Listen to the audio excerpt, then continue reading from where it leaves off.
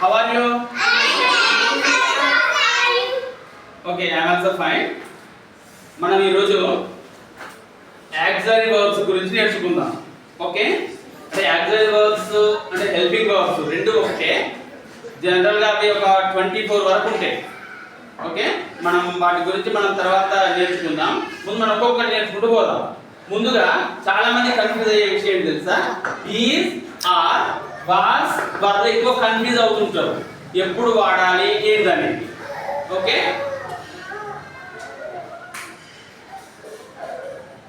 Is అనేది singular number తర్వాత వాడాలి. ఓకే, ఆర్ అనేది ప్లూరల్ నెంబర్ కు వాడాలి. ఓకే, సింగులర్ నెంబర్ అంటే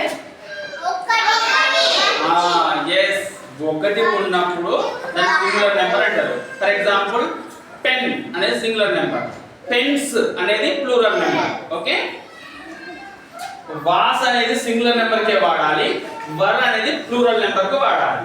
ఇప్పుడు చూద్దాం ఒక ఉదాహరణ ద్వారా.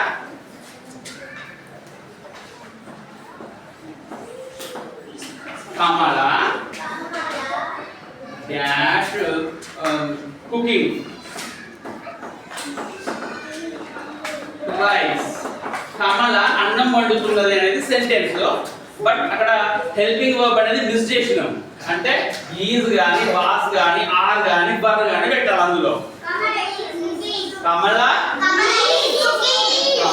Is cooking. ఒకవేళ నేను ఆర్ పెడతా తప్పైతుందా? అది ఎందుకు? Very good. కమల అనే అమ్మాయి ఒక్కమే ఉన్నది కాబట్టి సింగులర్ సబ్జెక్ట్ తర్వాత సింగులర్ హెల్పింగ్ వర్బ్స్ ఏ వాడాలి. ఓకేనా? కమల ఈజ్ కుకింగ్ రైస్ అనేది కరెక్ట్. ఓకేనా? ఒకవేళ నేను వాస్ పెడితే మరి వాస్ పెట్టొచ్చా?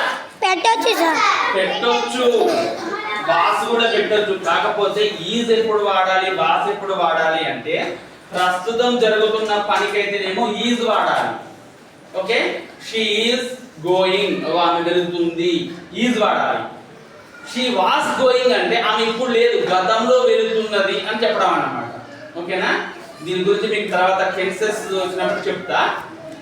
మళ్ళీ ప్లూరల్ నెంబర్ ఉన్నప్పుడు మాత్రం ఆర్ గాని, వర్ గాని వాడాలి. ప్లూరల్ నెంబర్ అంటే ఎక్కువ, మోర్ దాన్ వన్, ఒకటి కంటే ఎక్కువ ఉన్నప్పుడు దాన్ని ప్లూరల్ నెంబర్, తెలుగులో బహువచనం అంటాం కదా అది. ఫర్ ఎగ్జాంపుల్ చూడండి, స్టూడెంట్స్. స్టూడెంట్స్ అంటే విద్యార్థులు, ఎక్కువ మంది. స్టూడెంట్స్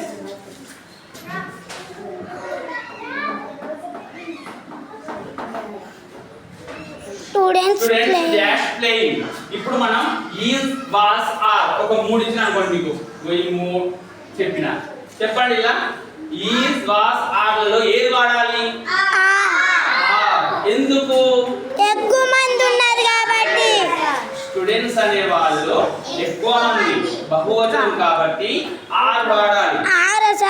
చెప్పుకున్నప్పుడుగా వర్ కూడా వాడొచ్చు, ఆర్ వాడొచ్చు, వర్ వాడొచ్చు, but it depends on the context. గతంలో జరిగిన సంభాషణకు సంబంధించిన అయితేనేమో వర్ వాడాలి, ప్రజెంట్ అయితేనేమో ఆర్ వాడాలి. ఇప్పుడు మీకు ఇంకొకటి చెప్తున్నా, చెప్పాలి మీరే. ఓకే, మై మదర్ అండ్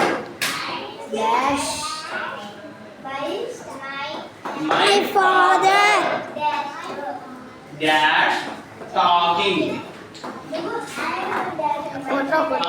ఇక్కడ my mother and my father dash లో ఇక్కడ is, was, are. Very good. ఎందుకు? ఇద్దరు ఉన్నారు కాబట్టి. Two persons, my mother and my father. That's why we use here are.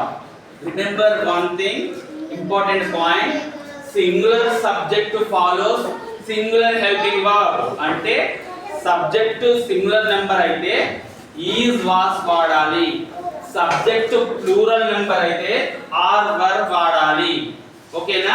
మళ్ళీ ఆర్ వాడాలన్నా, వర్ వాడాలన్నా, రెండింటిని ఏది వాడాలనేది అది టెన్స్ ని బట్టి, అంటే ప్రెజెంట్ టెన్స్ అయితేనేమో ఈజ్ ఆర్ వస్తాయి, పాస్ట్ టెన్స్ అయితేనేమో వాస్ వస్తాయి.